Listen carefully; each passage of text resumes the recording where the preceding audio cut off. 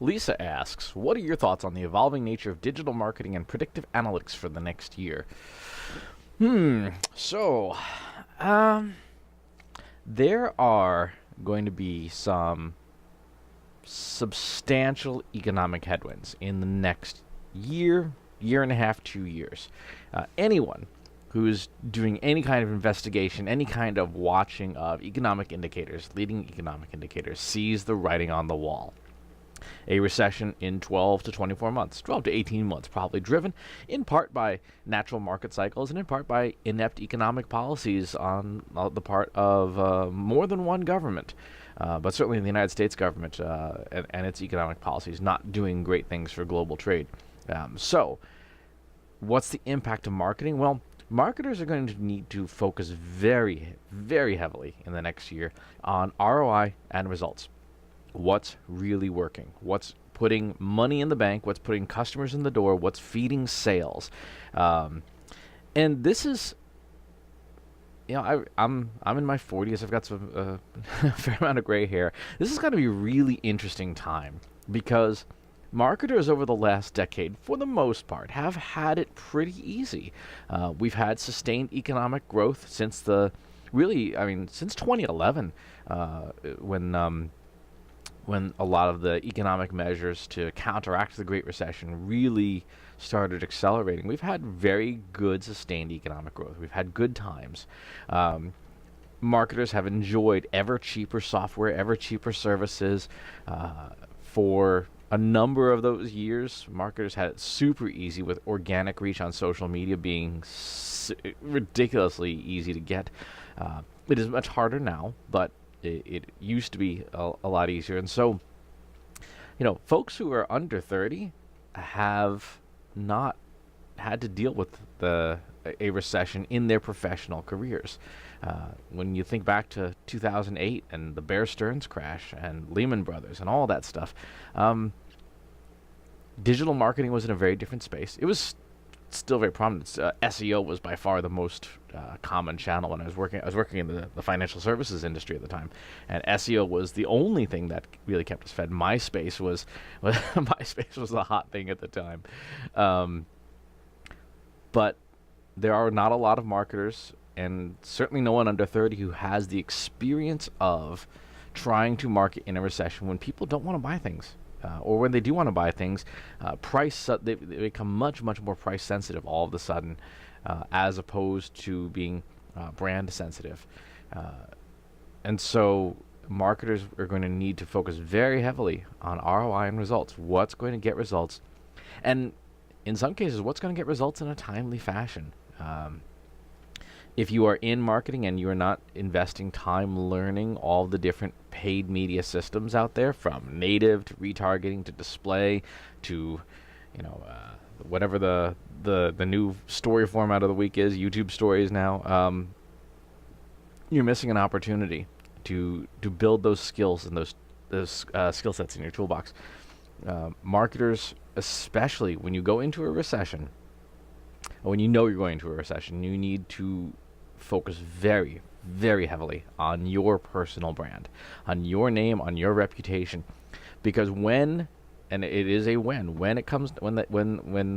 economy slows down and companies start making staffing changes, aka layoffs, you need to have share of mind with people who can hire you. You need to be present in people's minds when they think, gosh, who do I know that would be a good Facebook marketer?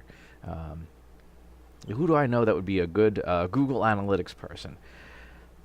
If they don't think of you, then they're going to go the traditional recruiting route, which means that it'll be that much harder for you to get to land a new position somewhere else. So make sure you're focusing personally on your personal brand, on building your professional network, and really building it, not like randomly following people on Twitter, but actually having conversations with people. On the front of predictive analytics is going to be the keystone for the savvy marketer. It is going to be the secret weapon that a marketer will deploy to make the most of their budget and their resources, because nothing helps you plan like knowing what's pretty likely to happen.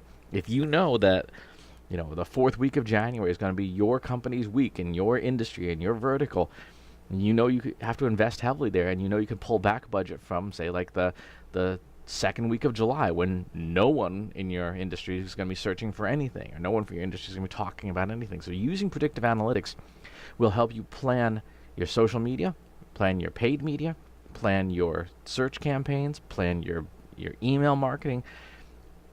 It will be the cornerstone. And companies that have got a handle on what's likely to happen will outperform those companies that are just going by gut or by instinct or by past experience.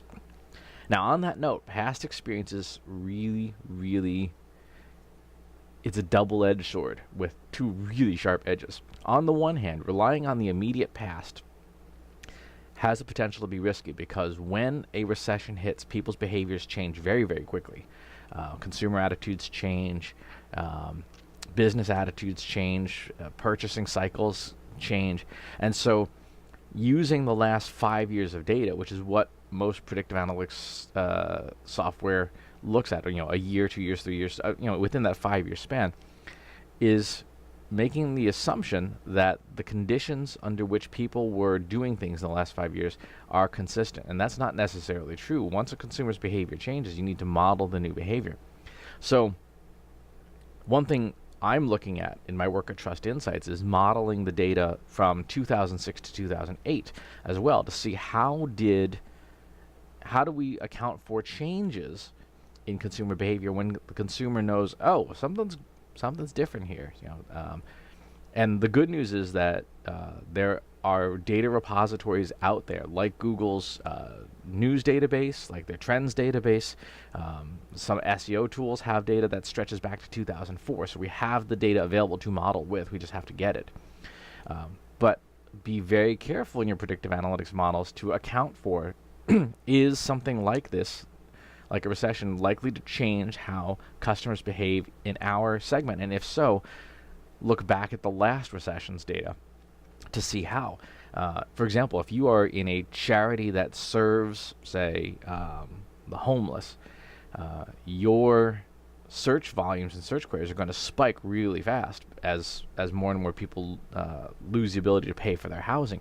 On the flip side, though, the amount of corporate donations coming in are going to drop off pretty substantially too. So by predicting and forecasting both of those trends, you could be able to plan and account for them, for what's potentially likely to happen.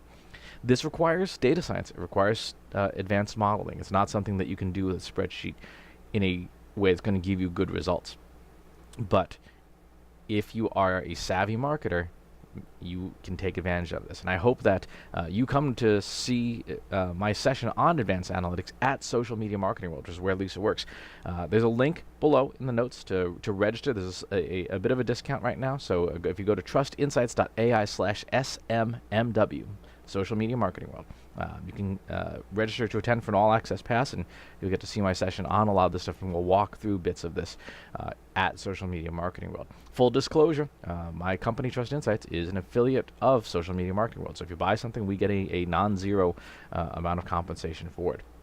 So, predictive, the key to the future, with a caveat that your models have to account for the recession. The recession is coming. Digital marketers who are under 30, talk to the folks who have a little more gray hair about what they did last time to get through and to be successful. Thanks for the questions. Please subscribe to the YouTube channel and the newsletter, and I'll talk to you soon. Want help solving your company's data, analytics, and digital marketing problems? Visit trustinsights.ai today and let us know how we can help you.